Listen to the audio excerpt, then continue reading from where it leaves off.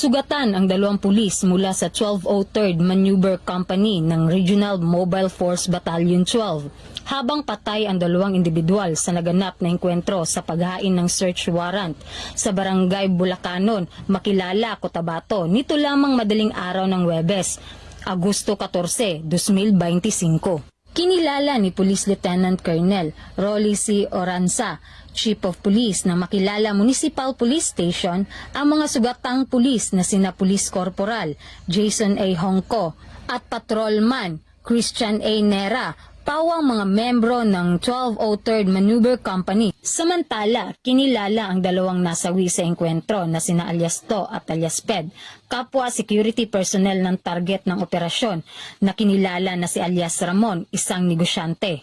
Ayon kay Police Lieutenant Colonel Oranza, sinalakay ng pinagsanib puwersa ng Makilala Municipal Police Station, Cotabato Police Provincial Office, 1st at 2nd Provincial Mobile Force Company at 1203rd Maneuver Company ang compound ni Ramon sa bisa ng search warrant para sa paglabag sa Republic Act 10591 o Comprehensive Firearms and Ammunition Regulation Act.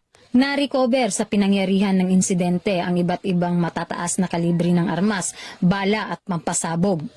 Malinaw na ang bawat operasyon ng PNP ay kaakibat ang matinding panganib sa buhay. Patuloy na ginagampanan ang tungkulin upang tiyakin ang kaligtasan ng mamamayan.